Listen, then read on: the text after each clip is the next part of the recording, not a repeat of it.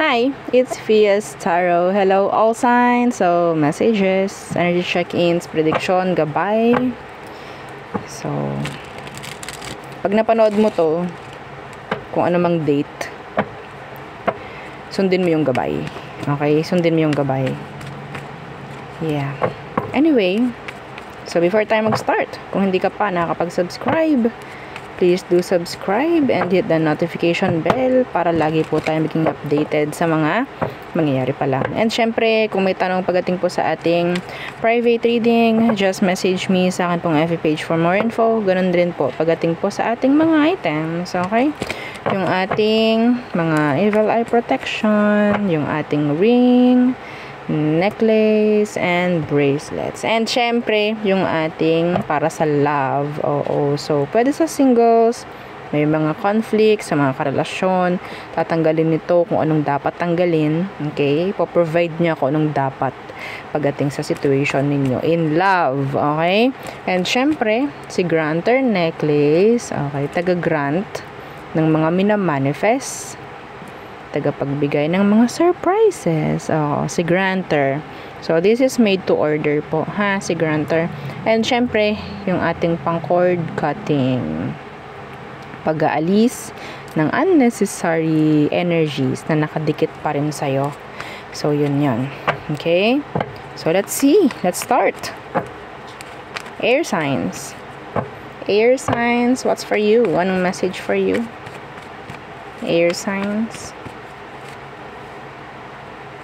Knight of Pentacles, King of Wands. There's this somebody who, pwedeng fire sign, ang parang nagpapabagal pagdating sa kaperahan mo. Ha, hindi ka makapag-desisyon, hindi ka makapag-manage, or sabihin nating ma-build yung mga dapat mong build, simulan, because of them. They're like manipulating you. They're using you, some of them. Ha? Okay? Yeah, the Nine of Cups universe. Iba sa inyo, mas inuuna mo pa tong taong to eh. Kung ikaw dati nakakapagtabi ka pa ng 20 sa isang araw, hindi mo na itatabi yun eh.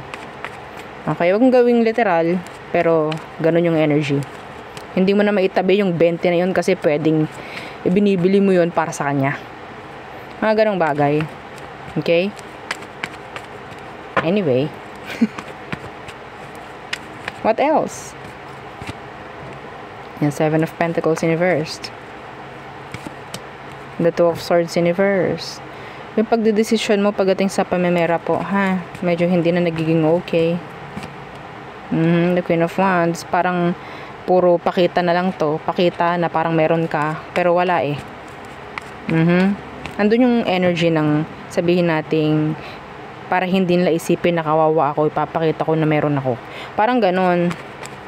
Or maybe there's this fire sign, earth sign, or air sign like you. Some of you, ikaw itong pinaparinig or pinapakitaan ng ganito. Like sabihin nating, sa tingin mo naman dapat wala siyang ganun, or parang imposible naman magkaroon na siya ng ganun. Whatsoever, like,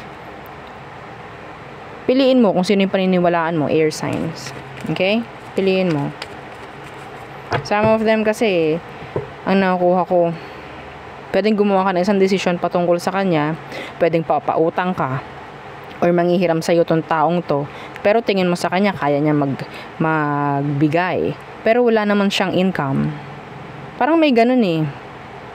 Ako nakikita, it's like, puro ganan lang. Magaling lang magsalita. Ha?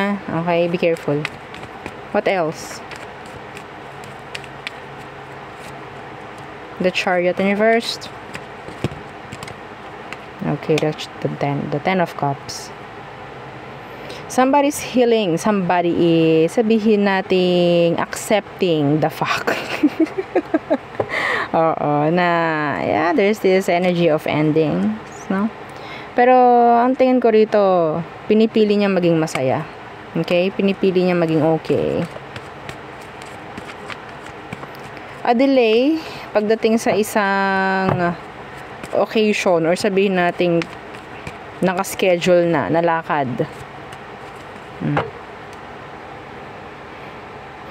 Some of you, there's this water sign na sabihin nating nagmo-move on sa pamamagitan ng pakikipag-connect sa iba. Yeah.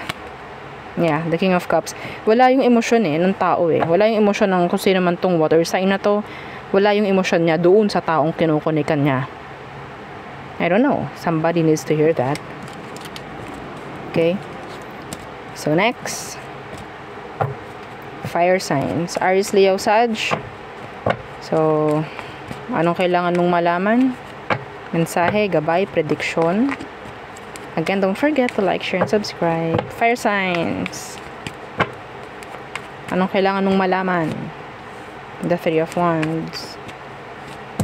The Four of Wands, universe. Merong uuwi. Okay? Pwedeng ikaw. Makakauwi ka na. Kung ikaw itong nasa malayo. Yeah, see? The Sun. Meron na mga magsasama-sama. Family. Okay? A surprise. Some of you. Merong lilipat ng tirahan. May lilipat ng bahay. Some of you, this is planning na magkaroon ng renovation pagdating sa bahay. Some of you, this is planning na magkaroon ng bagong anak. Pwedeng may ganyan. May mag-open up. Okay? What else? Fire signs. The Five of Swords in the first. Chariot. Magkakaroon na ng kasagutan. May narinig ako may mabibigyan na ng schedule. May mabibigyan na ng schedule. Okay? May papayagang umalis. Okay? In general, may papayagan.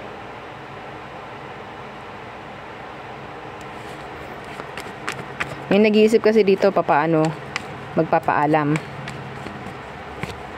Yeah, the Nine of Cups in reverse. The King of Wands. The Ace of Cups. Some of you, this is energy ng somebody na pwedeng gusto na talagang mag-heal or mag-move on. Okay? Kung ikaw itong naghihintay ng something mula dun sa tao, kung sino man, then ang nakikita ko, mas maganda pangunahan mo na. Okay? Kung gusto mo rin lang naman mag-move on, kung gusto mo rin lang naman mag-heal, wag mo nang hintayin to. Paano kung hindi dumating? Okay? Nagsasayang ka ng oras kung sakali. So, the Devil, what's that? The King of Wands. Oh, somebody's into you. Like, physically. This is lust, not love. Okay? They just want to play. They want game, then give them a game. Oo. Yeah, this is lust. Could be a Sagittarius or a Capricorn. Somebody's obsessed. Physically obsessed. Somebody's into you. Sabihin nating lasting. Yeah. Oh my. The moon. Some of you, itong taong to, they're thinking of you sexually. They're like playing themselves, thinking of you. Yes. Mapababae, mapalalaki, kung sino man to. May pag-i-stalk ako nakikita from them. They're like watching you. Yeah. Tit.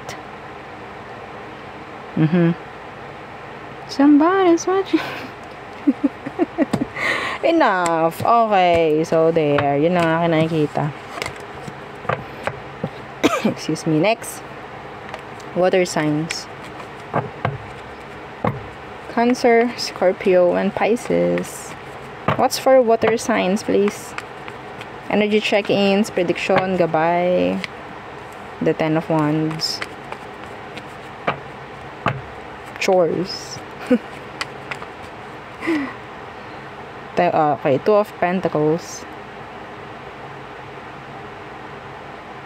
Responsibilities na pwedeng ikaw na lahat ang umaako. Anong meron? Some of you, this is kailangan mong ayusin yung schedules mo. Water signs, kailangan mong ayusin yung schedules. Yeah, the Five of Swords. Kasi kung hindi, pwedeng magdala ng sabihin nating stress or energy ng parang overlap ng mga schedules. Meron ka pala dito, tapos nalagyan mo pa. So, okay.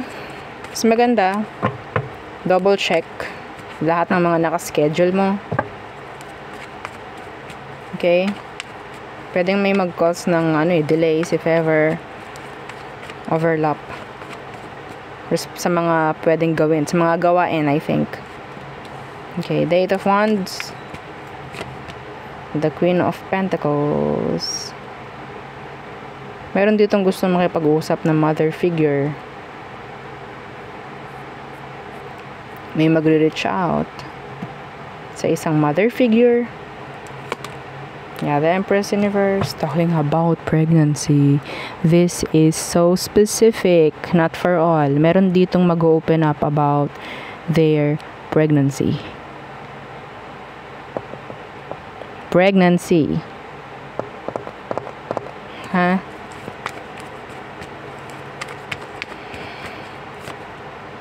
The Knight of Wands Universe. Hindi ito nakaplano. Itong pregnancy na to, hindi siya nakaplano. So, if ever, gabay-gabayan ninyo inyong mga anak, mga Junakis. This is specific. May nakikita ko ditong pwedeng mabuntis or makabuntis. Okay? This is unplanned. Kasi, pwedeng Knight of Wands Universe, this is unprotected sex. Okay? Gusto lang itry. Some of you, yeah, the Knight of Wands Universe. Kung ikaw itong nagkakaroon ng sabihin nating intimacy with somebody and meron ditong age gap, may chance na may mabuo. Okay? So, if you're not ready, then use protection. Okay? Okay? Okay. So, what else for water signs? The King of Pentacles in reversed. The Knight of Cups in reversed. Kumusta naman kayo pagdating sa work? It's like struggles. It's like struggling or parang yung energy is fluctuating. On off, on off. Okay? Yung nakikita ko dito. On off, on off. Lumubog, lumitaw. Okay? Days of Wands. Some of you, there's this opportunity of new business or sabihin nating pwedeng may babaguhin if ever. Okay? Kung sakali man. Kasi parang hindi na nagiging okay kung ano man yung minamanage na to. Kaya ganyan. Or sabihin nating may mga issue lang. The Ace of Wands. The Moon. Kung meron ikaw sarili mong decision, mas maganda na hindi mo lang muna ipagsabi, sikreto mo muna, and then yeah, boom, pakita mo lang na yeah, meron kang sayo, meron kang sarili, parang ganyan. Okay? Yeah, the Magician in reverse. Sabihin natin di mo rin naman kasi nagagawa yung mga sabihin natin gusto mong gawin because of merong may mga nanggagamit, may mga nagmamanipula. Ha? Okay? Be careful. Mas maganda nang mapagod ka sa sarili mo. Sa sarili mong gusto. Diba? Kasi nang mapagod ka sa... Diba? Gets nyo na yun. Okay? So, next, Earth signs. Taurus, Virgo, Capricorn. So, what's for you? Energy check-ins, prediction, gabay. Okay. Earth signs. Again, don't forget to like, share, and subscribe. Let's see what's for you. Earth signs. One more shuffle. Okay. The Eight of Swords in reversed. Two of Wands in reverse. Openness.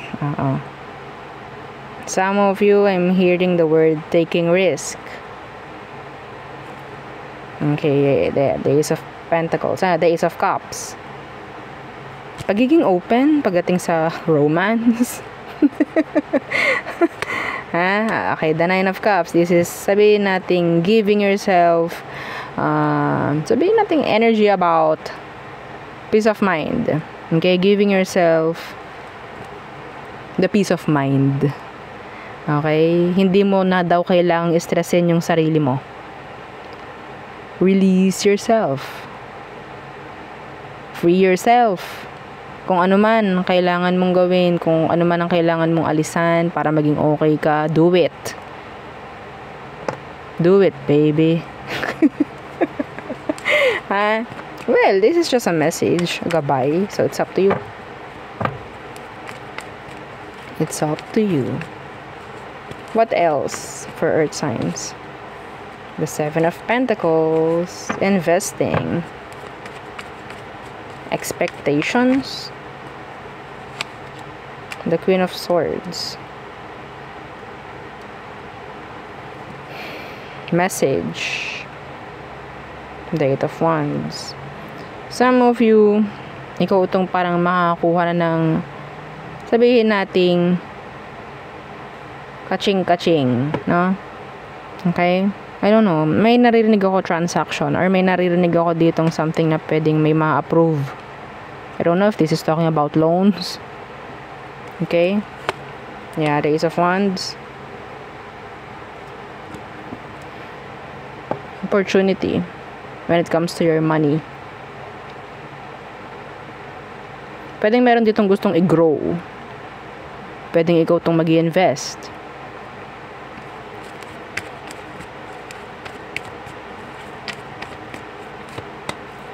The Four of Cups inversed. Somebody is expecting loyalty from you. Okay? Loyalty. Truth. Genuine. Kung ano man ang gusto niya. Ayaw nito mawala ka. Okay? Ayaw nito na mawala ka. So, pwedeng siya yung nag-invest sa'yo. Sabihin natin nagbibigay ng loyalty sa'yo. Faithful. Okay? Somebody is regretting somebody from your past. I don't know who. Okay? What else for Earth signs? The Nine of Pentacles in reversed. Okay. Bills. Queen of Cups. Meron na namang shoulder yung iba sa inyo, ha? Okay? Meron na namang shoulder. Kaya parang meron na namang hindi maisasagawa, hindi magagawa, hindi masisimulan. The High Priestess in reversed.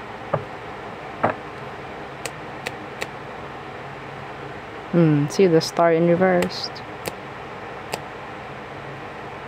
Kasi ano ko dito, parang being open. Like, okay, sige, go. Okay, sige, kailangan mo ba? Okay, sige. Yung parang susubo mo lang, ibibigay mo pa. Parang ganun yung energy. Yeah, the Ace of Pentacles. This is money. Kasi the way you think, maybe, it's like, okay na magbigay, kasi naman ako yung manghingi.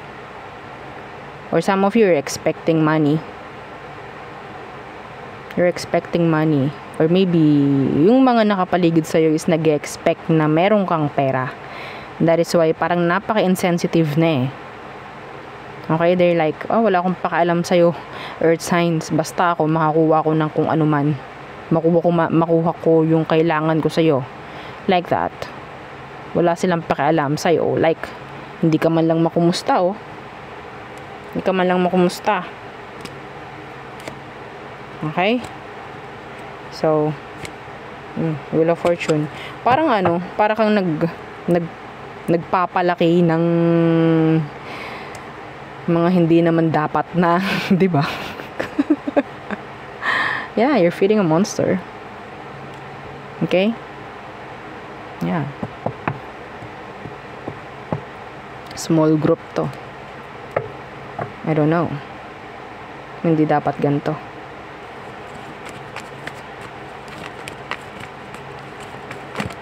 Yeah.